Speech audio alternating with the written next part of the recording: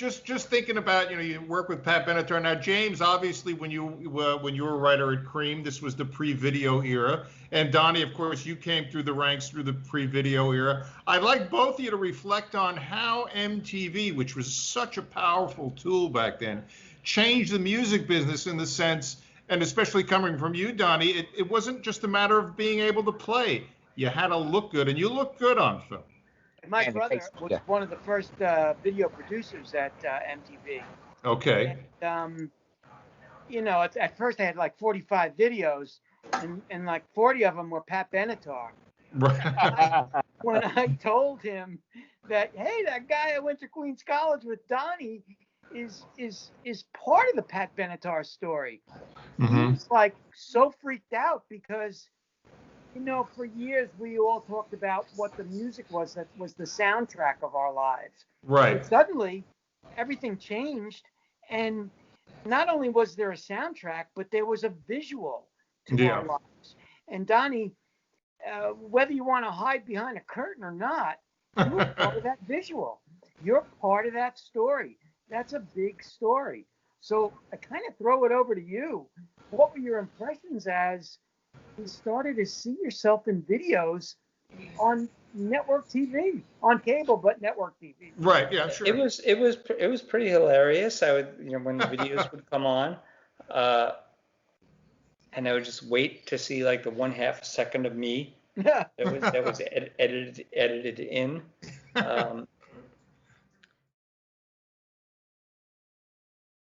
Tell us about recording "Missing You" with John Waite. That was a really, really interesting track. The evolution of that album was really fraught.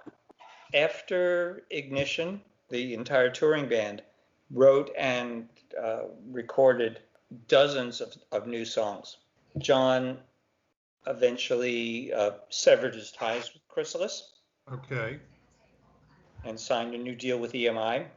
And he called me up one day and said, hey, you want to come out to LA and do another album? I said, sure. It turned out I was the only guy from the band that he wanted to keep. So we went in to start working on this record. Keith Olsen was supposed to be producing it. Right, from Fleetwood Mac, who did all the Fleetwood Mac. Yeah, and he produced a couple of Babies records, I think. Okay, yeah. And it was just a nightmare. He was building his own studio, and it wasn't ready in time. So eventually that relationship got severed, and EMI, Gary Gersh was the A&R guy at the time. He wanted John to hook up with Gary Myrick, and they were trying to put together a band rather than just have this be a John Waite record. So they got together and we formed this other little band with John, me, Gary, and Curly Smith on drums. Ah, okay. We set ourselves up in this little rehearsal studio in Hollywood, bashed out these like 10 songs, and we thought we were the Yardbirds. And we recorded like 10 songs and turned it into EMI. And they said, okay, fine, boys, but there's no single. John got together with Chaz Sanford, and they came up with Missing You. Okay. Chaz had already pretty much written it. John went in and rewrote the lyrics. And they came back into the studio, and this was like 2 days before we were done in the studio, and we cut that last track. And we pretty much just copied the demo. Right. We did it like note for note. And I was not pleased with my bass track on it. And I had an extra day. John was going home the next day, and I was staying one more day. And I said to him, I'm going to do it over again.